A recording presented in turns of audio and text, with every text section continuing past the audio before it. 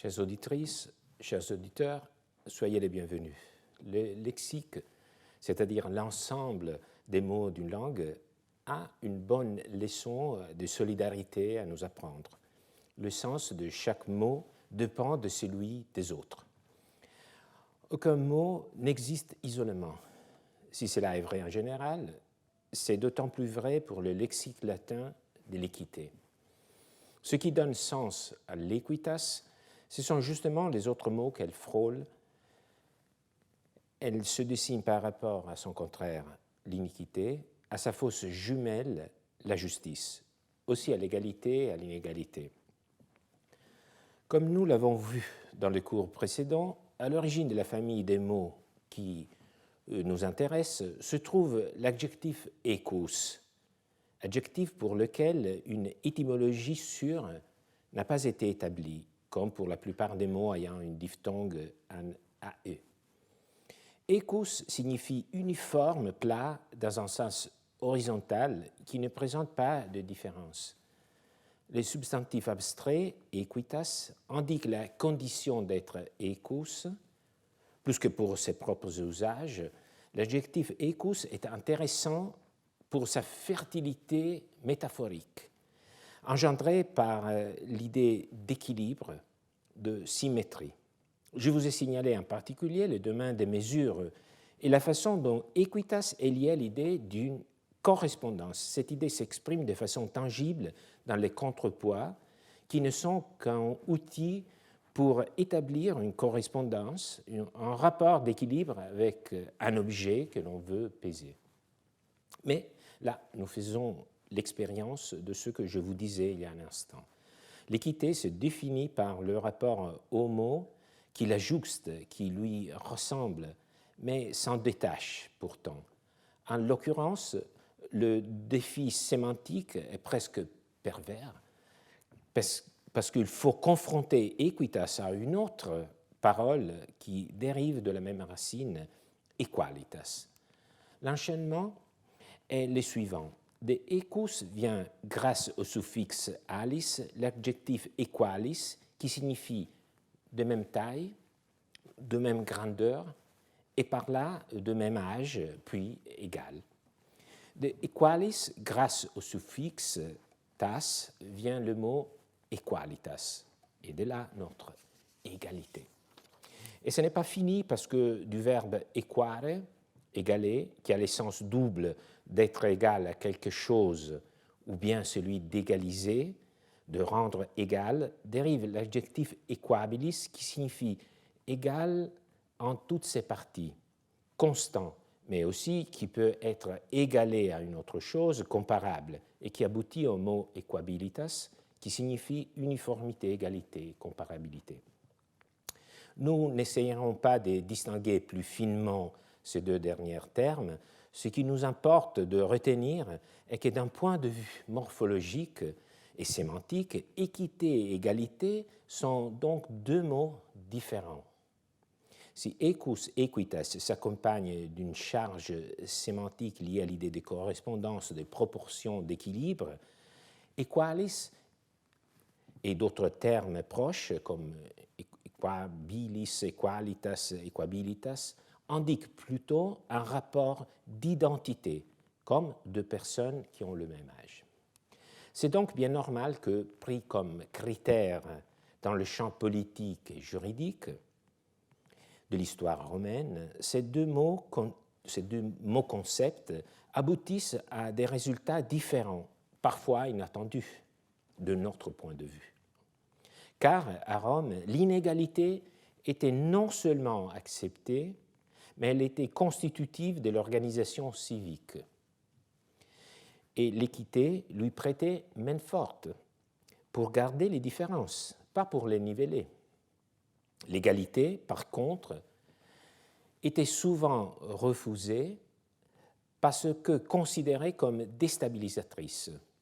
Cette alliance avec l'inégalité est un aspect moins évident de la notion d'équité, dont le fonctionnement est souvent mal compris, justement car on en fait un mot d'ordre sans s'apercevoir de son potentiel, non pas pour réduire les différences, mais pour les reproduire, tout en gardant pourtant son lien indissoluble avec la justice. Pas mal comme paradoxe. Pour nous orienter dans ce labyrinthe, il n'y a qu'un guide vers lequel nous tourner, l'Antiquité elle-même. Nous suivrons sa voix qui s'est fait entendre par les textes.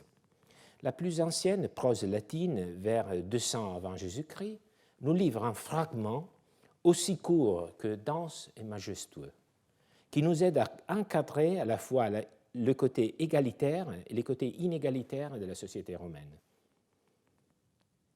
Le droit et la loi, la liberté, la chose publique, il faut en jouir de façon commune. La gloire et l'honneur, de la manière dont chacun les a construits pour lui-même.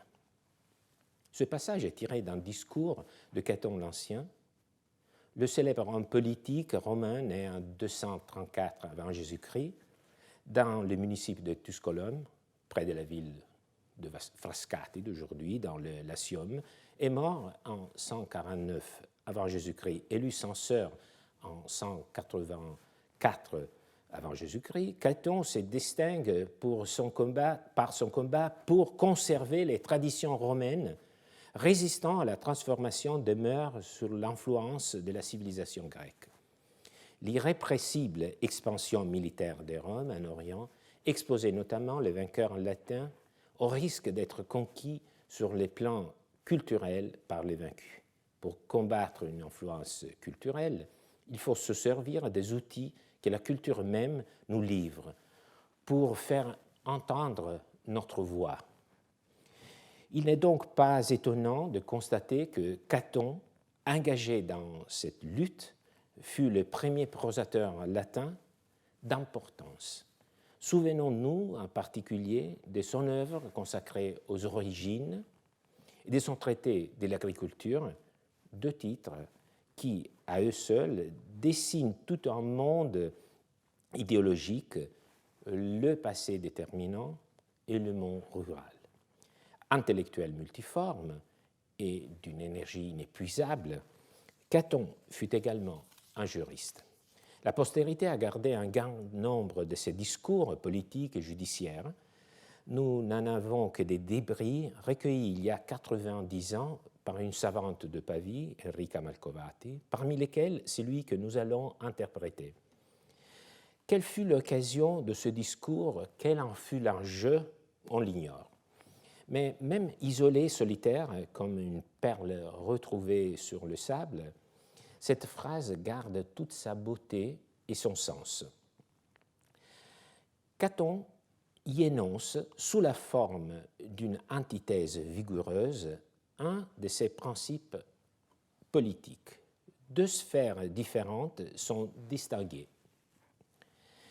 D'un côté se trouvent les biens publics qui reviennent de façon égale à chacun citoyen. Il s'agit du ius et de la lex, c'est-à-dire que dans le droit privé et criminel, tout citoyen romain a les mêmes droits, tous sont égaux devant la loi. Tout citoyen jouit en outre d'une égale liberté. Par libertas, nous devons comprendre ici au moins deux aspects.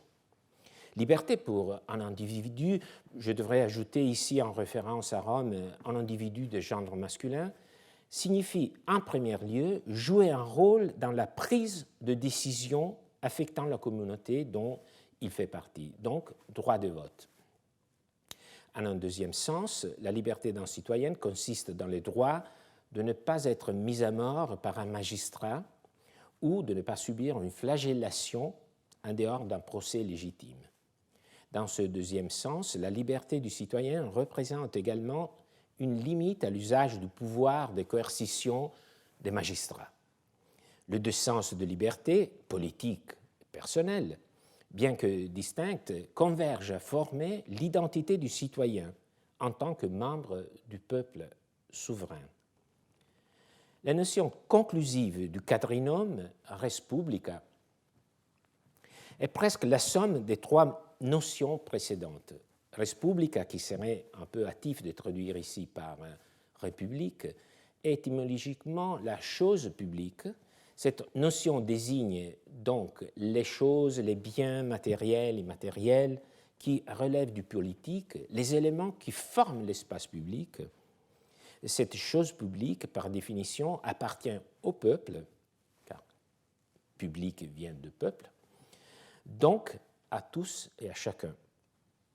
L'ensemble du quadrinome est éclairé par la notion finale, donc de respublica.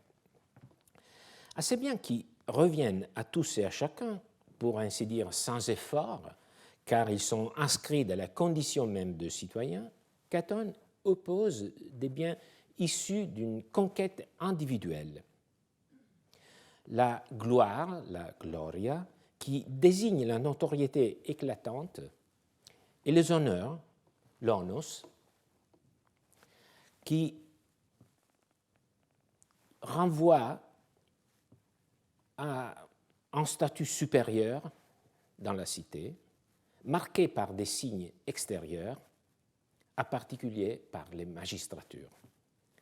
Gloire et honneur sont perçus comme un accomplissement personnel, un objet pour l'obtention duquel il faut s'engager, travailler, qui est le produit de ses propres mains, ainsi que le suggère la métaphore de la construction, struxit en latin. C'est à chacun, quisque, de se procurer lui-même, sibi, sa gloire et son honneur, et d'en jouir selon la mesure de sa réussite. Quomodo s'oppose à communiter et marque l'antithèse entre les deux segments de la phrase, la jouissance dans la mesure de l'acquis individuel s'oppose à la jouissance égale pour tous. Il n'est pas nécessaire, pour comprendre ce passage, de s'efforcer de le lier à tout prix à la biographie de Caton. Il suffit de rappeler qu'en tant que rejeton d'une famille obscure, il était un homme nouveau, quelqu'un qui avait vraiment bâti, construit sa gloire et conquis ses honneurs.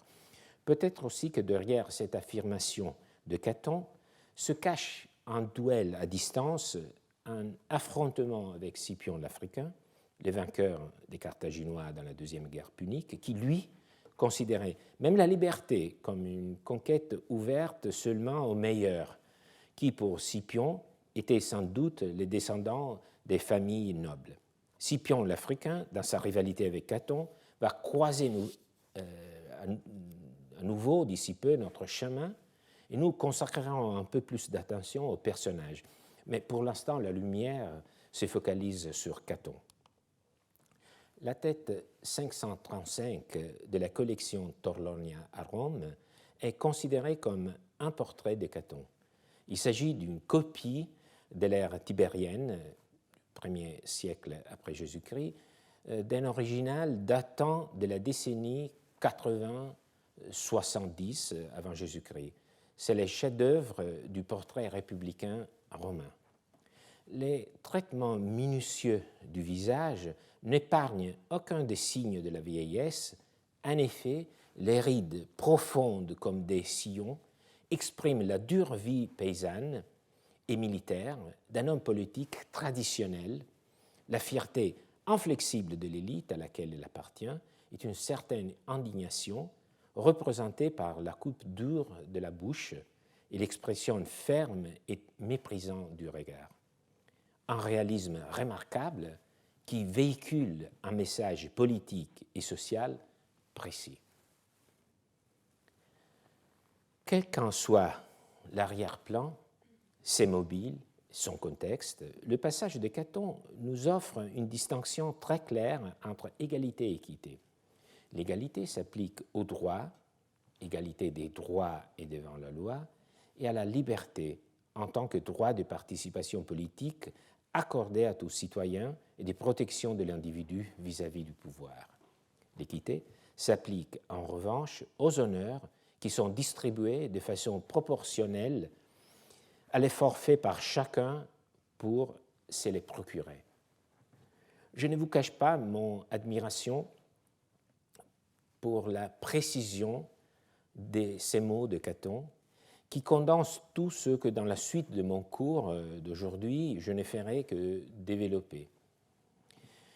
D'autant plus que, comme je vous l'ai dit, le discours d'où ce passage est tiré fut prononcé par Caton dans la première moitié du IIe siècle avant Jésus-Christ. Il montre déjà à cette époque une conscience aiguë du système politique romain, utilisant pour l'encadrer des concepts qui ne sont pas éloignés de ceux de la philosophie politique grecque que la philosophie politique grecque avait développée. Pas mal pour un homme qui s'opposait farouchement au philhellénisme. Pour s'emparer de la logique du rapport entre équité et qualité, il faut maintenant essayer de démontrer plus finement ce dispositif, de démonter plus finement ce dispositif catonien. Commençons en suivant son ordre du côté de l'égalité, et notamment par le droit, exprimé par les deux mots ius et lex, qui constitue dans ce contexte presque un endiadis. Il désigne le système juridique de Rome, en particulier les droits privés. Est-ce que les Romains étaient vraiment égaux face à la loi en droit privé? Les réponses pourraient varier en fonction de l'angle choisi, mais en gros, je dirais plutôt oui. Ils jouissaient en effet de ce type d'égalité et donc Caton ne mentait pas. Certes, l'égalité ne concernait que les citoyens, donc les esclaves en étaient exclus, et pour ce qui concerne les étrangers, on leur accordait quand même, en revanche, une participation assez large aux droits privés de Rome, surtout dans le domaine des contrats. Parmi les citoyens, il y a aussi quelques distinctions à faire, enracinées dans la structure de la famille, dont le pilier juridique était le pouvoir du père ou du grand-père, en somme l'ascendant masculin encore vivant, situé au premier rang dans l'échelle de la parenté par ligne masculine. Le père, si c'était donc le père, gardait sur ses enfants jusqu'à sa mort, sauf exception, un pouvoir très étendu qui impliquait, du point de vue du droit privé, que le père seulement était titulaire d'un patrimoine. Sui iuris, disaient les Romains, pour définir celui qui n'appartenait qu'à lui-même. Un sujet juridique, dirions-nous. Le père de famille était justement sui iuris. Ses enfants, en revanche, en tant que soumis à la puissance paternelle, à la patria potestas, étaient alieni iuris. Ils étaient soumis au pouvoir d'autrui et donc ils n'avaient pas de capacité juridique ou forte limitée. Les femmes aussi étaient touchées par certaines limitations, la principale étant qu'on ne leur accordait pas de puissance paternelle sur leurs enfants. En revanche, du point de vue patrimonial, elle était, contrairement à ce que l'on pourrait croire, sur un pied d'égalité presque total avec les hommes. Donc, en gros, les citoyens romains, hommes et femmes, au moins ceux qui n'étaient pas soumis à la puissance de leur père ou de leur aïeul ou de leur mari, étaient égaux en droit privé. Ils avaient les mêmes droits, les mêmes facultés de négociation, avec des conditions d'âge bien entendu, et ils jouissaient des mêmes formes de tutelle judiciaire. Cela a été le cas également pour les droits criminels, mais avec des présupposés un peu différents. Pour illustrer leurs conditions dans les droits criminels, nous procéderons en empruntant le style des historiens et des orateurs romains, mais aussi des philosophes et des juristes parfois, qui utilisaient des exemples, des épisodes paradigmatiques qui servent à lier un concept à des événements et à le rendre tangible et donc mémorable, car le concept prend vie par rapport à un récit. Nous sommes dans les années 180 avant Jésus-Christ. Le protagoniste est Publius Cornelius Scipion l'Africain. Je l'avais évoqué pour faire état d'une rivalité avec Caton. Scipion l'Africain, bien sûr, devait son surnom, la victoire de Zama, ville située en Tunisie actuelle, obtenue en 202 dans une bataille qui oppose les Romains, les Carthaginois et leurs alliés respectifs. Victoire romaine d'autant plus importante car elle mit fin à une guerre qui vit plusieurs fois Rome au bord du gouffre, surtout après la défaite de Cannes en Apulie en 216, Hannibal aux portes de Rome. Au moment des événements que je vais évoquer, à peu près 30 ans après ce moment de crise et 10 ou 15 ans après la bataille des Amas, Rome, désormais victorieuse, a bien progressé dans la conquête de l'Orient, à laquelle Scipion lui-même avait contribué, et est en train de s'affirmer comme puissance hégémonique dans la Méditerranée. Scipion, l'Africain, et sa victoire de Zama avaient été décisives. Mais même les héros de guerre ne sont pas à l'abri des embuscades en politique interne. En l'occurrence, c'était Caton, le rival de Scipion. Après de nombreux accrochages, Scipion est enfin poursuivi pour avoir détourné des biens enlevés lors des campagnes militaires en Asie. Les accusateurs de la faction de Caton sont deux tribuns de la plèbe, tous deux nommés Quintus Petilius, et pour ne pas succomber à la tentation d'un clin d'œil maladroit au présent, laissons la parole à Tite-Live. Publius Scipion l'Africain, au rapport de l'historien Valerius Ancias, fut sommé de comparaître par les deux Quintus Petilius. Cet événement donna lieu, suivant les caractères, à diverses interprétations dans l'opinion publique. Les uns s'emportaient non contre les tribunes de la plèbe, mais contre la ville entière qui souffrait une pareille indignité. Les deux premières villes du monde, disait-il, montraient à peu près en même temps la même ingratitude contre leurs deux plus illustres citoyens. Mais Rome était la plus ingrate des deux. Carthage, vaincu, avait chassé, exilé Hannibal, vaincu, mais Rome, victorieuse, chassait l'Africain vainqueur. Jamais, disaient les autres, un citoyen ne doit être au-dessus des lois. Rien n'est plus propre à maintenir une égale liberté dans une république qui est l'obligation pour les plus puissants de répondre aux accusations. Quelle garantie avait-on en confiant à un citoyen une simple charge, à plus forte raison l'autorité suprême, si on n'avait aucun compte à lui demander? Contre celui qui ne peut pas supporter l'égalité des droits, l'emploi de la force n'est pas une injustice. Ce sont des discours, des concepts qui nous paraissent assez familiers. En effet, notre vocabulaire du politique dépend en grande partie de l'Antiquité, et des Roms en particulier, et de Tite-Live de façon tout à fait spéciale. Machiavel y est pour quelque chose. Retenons juste deux passages. Rien n'est plus propre à maintenir une égale liberté dans une république que l'obligation pour les plus puissants de répondre aux accusations. Contre celui qui ne peut pas supporter l'égalité des droits, l'emploi de la force n'est pas une injustice. Alors, comme vous le voyez, on peut définir le ius equum comme le droit égal pour tous, qui est nécessaire si l'on veut éviter l'emploi de la force.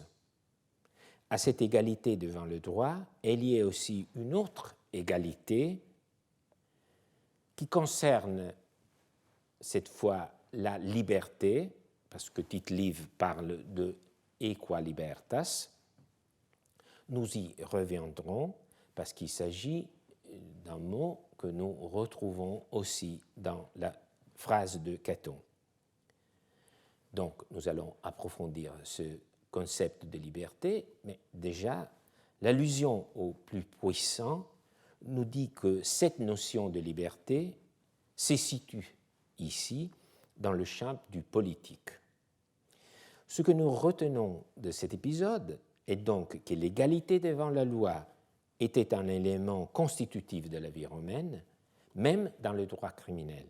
Certes, cela ne signifie pas que, concrètement, la figure de l'accusé n'avait aucun poids, comme le montre justement l'issue de cet épisode, car le jour du procès, qui s'est déroulé en public sur les commissions, Scipion se présente entouré de ses amis, de ses clients. Il monte à la tribune, puis, dédaignant avec hauteur l'accusation, il invite le peuple à l'accompagner. Où ça? C'était le jour anniversaire de la bataille de Zama, et Scipion propose de monter au temple de la Triade capitoline. Vous voyez ici une maquette et une photo de temps révolu, pour rendre grâce aux dieux d'avoir donné à Rome des grands commandants, dont lui-même. La foule le suit et ses accusateurs sont abandonnés sur place. L'accusation tombe donc, mais non sans causer des dégâts. Tite-Live écrit « Ce fut là le dernier beau jour de Publius Scipion ». Scipion ne cessera d'ailleurs d'être une grande personnalité, protagoniste à travers les siècles de formes différentes d'idéalisation. La première, ancienne, vient de la Villa de Papyrus d'Herculaneum et date du 1er siècle avant Jésus-Christ. Le buste en bronze exprime toute la détermination du personnage. Voici ensuite une huile sur toile de Giovanni Bellini, 1500 ans après, se basant sur un épisode de la Deuxième Guerre punique rapporté par Tite-Live et Valère Maxime. Scipion, après la prise de Carthago Nova en Espagne en 209 avant Jésus-Christ, reçut comme butin de guerre une vierge d'une exceptionnelle beauté. Mais, écoutant ses supplications, il la renvoie à ses parents, à la seule condition que son fiancé, en Celtibère, se consacrât à la paix entre Rome et Carthage. Un épisode que, à bien y songer, est plutôt paradoxal des conflits de fidélité. En bas à droite, nous voyons un hommage ancien rendu à Scipion. Je viens de faire une synthèse, d'ailleurs très rapide, de la position des citoyens devant la loi. Mais l'égalité devant la loi était un tel point constitutif de la vision romaine du droit qu'on a bâti pour elle une sorte de monument indestructible au cœur même de la cité. Indestructible, non, car non pas fait de bronze, mais constitué par une sorte d'événement symbole, c'est-à-dire les 12 tables. Je devrais dire les 10 tables, c'est un nombre sur lequel je reviendrai. D'abord, rappelons-nous brièvement les contours de cette législation. Plaçons-nous à Rome, au 5e siècle avant Jésus-Christ. La monarchie a été abattue et proscrite depuis 509. Les rois ont été remplacés par des magistrats élus par les peuples, dont le mandat a une durée annuelle. La cité, toutefois, est déchirée par les tensions entre les patriciats, élites peu nombreuses, mais puissante, et la plèbe. À partir de 462, la lutte devient frontale, la plèbe s'engage derrière une revendication politique fondamentale, introduire la res publica, comme l'a dit parfaitement Michel Ambert, dans la res publica, le principe d'une loi souveraine, d'une loi écrite supérieure au pouvoir du magistrat, en un mot, d'une loi encadrant l'exercice de l'impérium. Pendant pas moins de 10 ans, la plèbe trouve dans des grèves et des révoltes l'arme efficace pour contraindre l'oligarchie du patriciat à accepter la rédaction des lois. Enfin, en 451, la concession des hommes, les decemviri, sont nommés avec la mission de rédiger des lois sur l'impérium consulaire, comme nous le dit Tite-Live. Les décemvirs, ces 10 hommes, se mettent au travail, ils proposent enfin un projet de loi et invitent le peuple à aller le lire. Le récit de ces moments montre la fébrilité de l'attente. Tite-Live arrive jusqu'à nous présenter les discours que les décemvirs auraient tenus. Alors, bien sûr, il s'agit d'une fiction littéraire, mais qui exprime bien la vision qu'un homme romain comme Tite-Live, à l'époque d'Auguste, avait des 12 tables. Pour leur part, disent les décemvirs au peuple, selon Tite-Live, autant qu'avaient pu le prévoir leurs compétences les 10 hommes, ils avaient rendu le droit égal pour tous, les puissants, les humbles. Mais après, les décemvirs invitent le peuple lui-même à discuter les projets de loi, le talent, la capacité d'un grand nombre ont plus de puissance, qu'ils examinent personnellement chacun des problèmes, qu'ils en discutent ensuite entre eux et qu'ils soumettent à un débat public tout point qui semblerait excessif ou insuffisant. Le peuple romain aurait ainsi des lois telles qu'elles pourraient sembler issues de la volonté spontanée de tous et non simplement ratifiées par lui après lui avoir été proposées. Tite-Live nous fait assister à un moment politiquement essentiel, une sorte de nomogénèse, à la fondation de tous les droits privés et publics sur la loi. Double moment constitutif, à vrai dire, car non seulement le droit est fondé sur la loi, mais tout ce récit fondateur veut montrer l'origine non seulement de l'isonomie, de l'égalité du droit, mais également d'un autre principe, celui de la souveraineté populaire. Car, comme nous venons de l'entendre, les décemvirs veulent que la loi soit discutée et approuvée par tous. Le peuple romain aurait ainsi des lois telles qu'elles pourraient sembler issues de la volonté spontanée de tous et non simplement ratifiées par lui après lui avoir été proposées. Donc, le droit est fondé par la loi et la loi est votée par le peuple. De façon circulaire, le peuple appliquera le droit qui s'est lui-même donné. Il s'agit d'un droit égal pour tous, égalité en droit et liberté s'y trouvent encore liés. Et donc, venons enfin à la liberté, déjà souvent effleurée. Les 12 tables comprenaient plusieurs normes selon lesquelles il était permis de faire appel au peuple contre tout jugement et contre toute peine. En particulier, il était interdit que l'on se prononce sur la vie d'un citoyen romain, sauf dans les comices centuriates, c'est-à-dire par le peuple, réunis en assemblée. Les magistrats seuls, les consuls, ne pouvaient pas mettre à mort ni fustiger un citoyen romain. Donc, c'est un côté important de cette liberté dont Caton nous parle. Mais pour mieux comprendre l'enjeu, lisons un récit de Caton lui-même. Il s'agit d'un plaidoyer contre un magistrat romain accusé d'avoir maltraité par pure brutalité des magistrats d'une cité italienne alliée des Roms, située dans le sud de l'Italie, dans la Calabre d'aujourd'hui, les Bruttiens.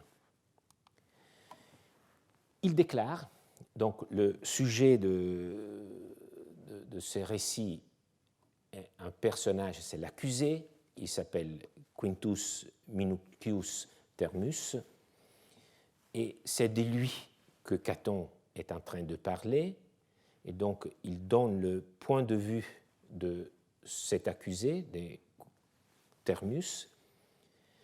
Il déclare que les magistrats locaux, il se trouvait dans cette ville du sud de l'Italie, le général romain déclare que les magistrats locaux avaient négligé de bien organiser les provisions alimentaires destinées aux soldats romains.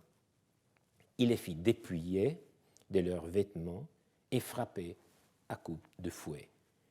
Les décemvirs c'est le même nombre de décemvirs qui ont écrit la loi des 12 tables, mais il s'agit des décemvirs qui sont des magistrats locaux italiques.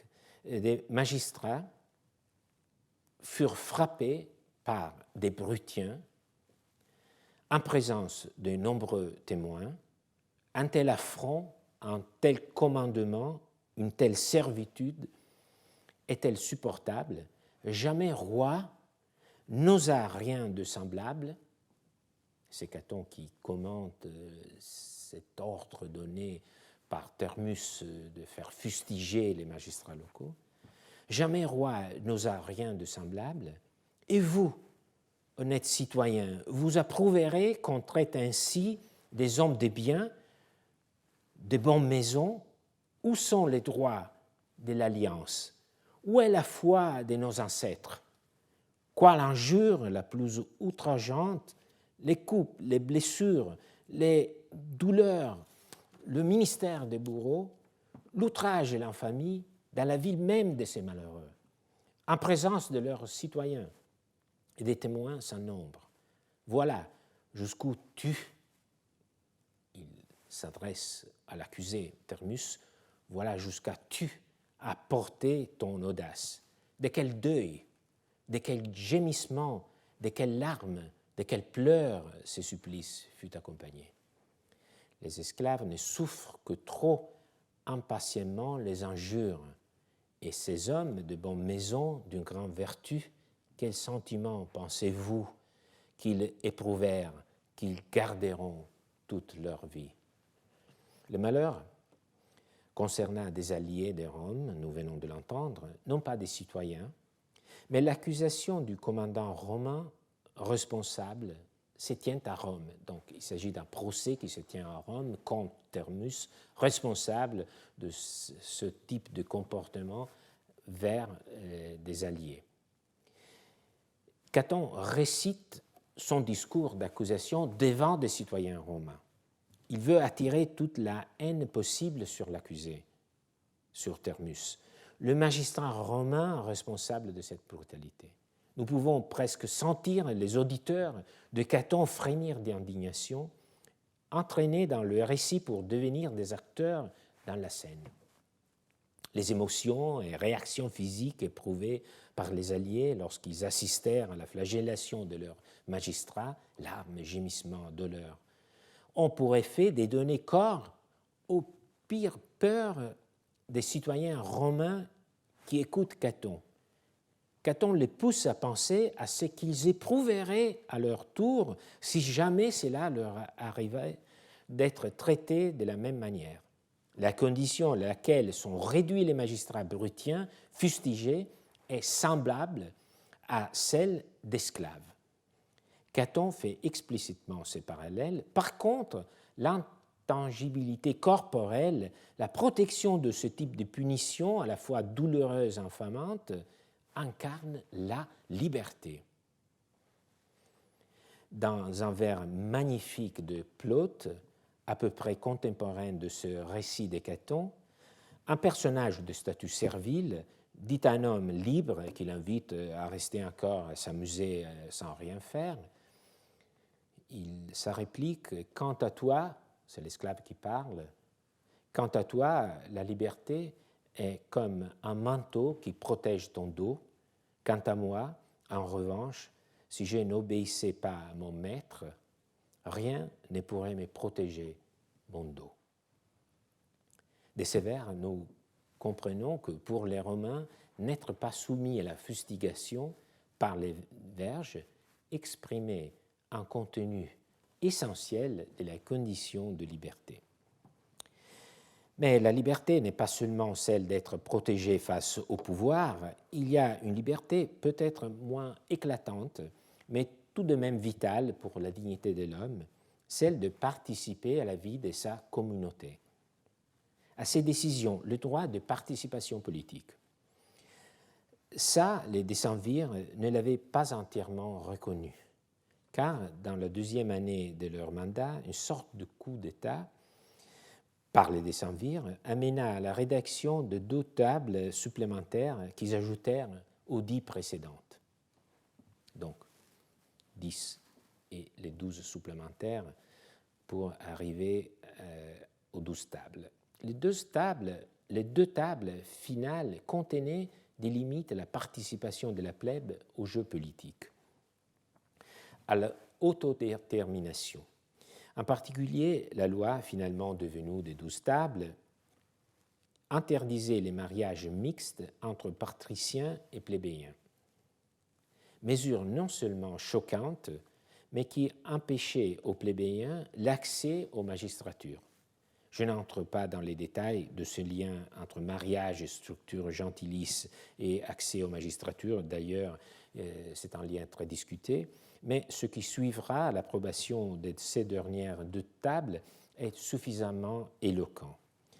Une prolongation de la lutte, actée par la menace de la plèbe de ne pas effectuer son service militaire, dans une période où Rome, encore une petite ville, était entourée de tous côtés par des voisins dangereux, amena finalement le peuple en 445 à voter une loi qui permettait les mariages mixtes et pour que le peuple romain pût, à son gré, choisir les consuls parmi les plébéiens et les patriciens. Les promoteurs de cette lutte furent un tribun de la plèbe, Canuleius, auquel Tite-Live attribue ses discours qui s'adressent aux patriciens. Ainsi consul que cette guerre soit feinte ou sérieuse, le peuple est prêt à vous y suivre.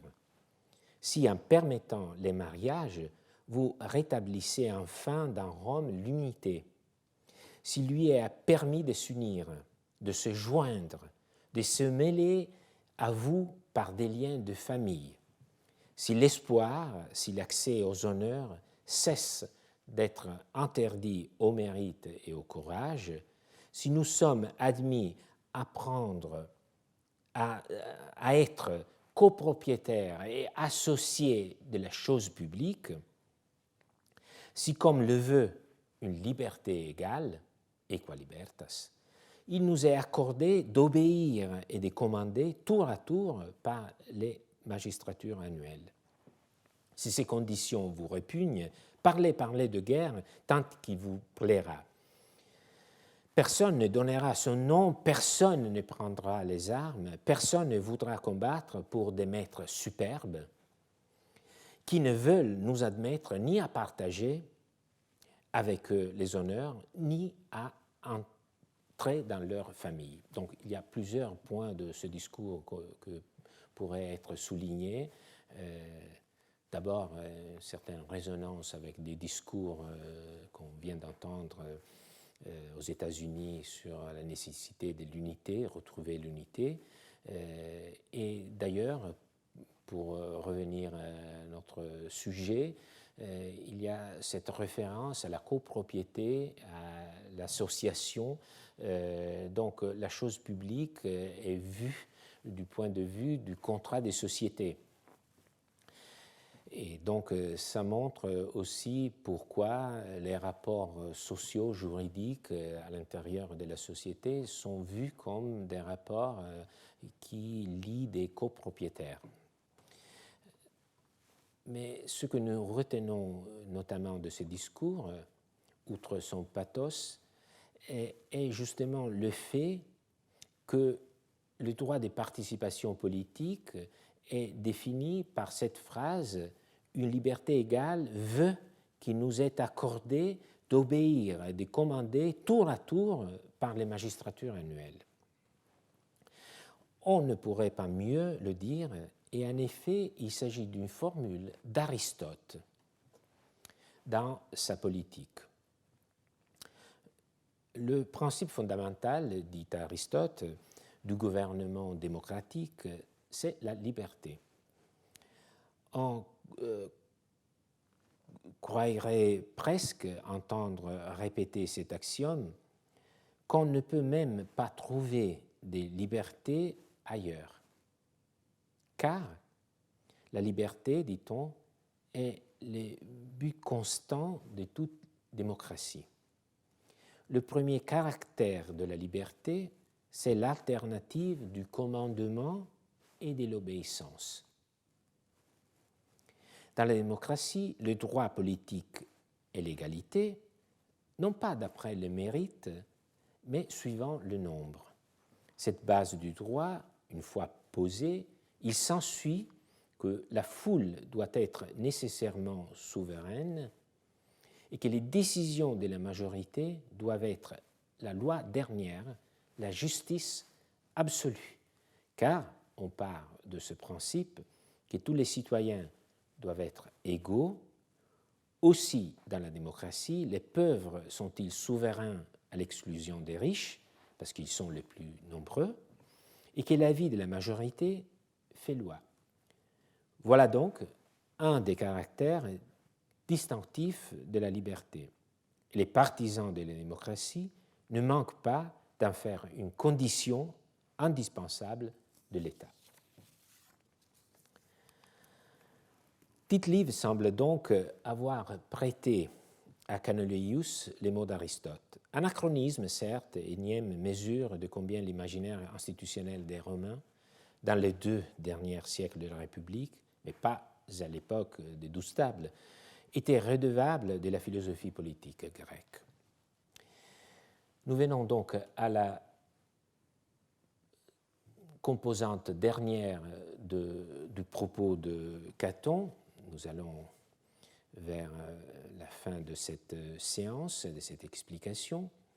La notion conclusive est celle de res publica, qui, comme je l'ai déjà évoqué, est presque la somme des 3 notions précédentes, et elle constitue également la justification cachée de toute cette première phrase. Nous savons maintenant que res publica veut dire plus proprement chose publique. La chose publique appartient au peuple, étymologiquement. Et donc, c'est pourquoi quand Caton dit que de la res publica, de la chose publique, il faut que chacun puisse faire usage, jouir communautaire, il frôle la tautologie. Mais c'est une tautologie qui constitue le socle, la justification sur laquelle repose son propos. Car l'adverbe communautaire signifie ici en commun, mais plus spécifiquement, pareillement, de la même manière. L'adverbe est choisi par Caton justement pour faire allusion à l'idée d'une chose commune, publique, et donc d'une chose publique, commune, il faut que tous puissent se servir pareillement. C'est incontestable. Et cela vaut donc également pour le ius et la lex, pour le droit, et pour la liberté. L'ensemble du quadrinome est éclairé par la notion de chose publique. Mais revenons au problème posé par le parallélisme entre le discours de Canuleius, que nous venons d'entendre, et la définition de la démocratie par Aristote.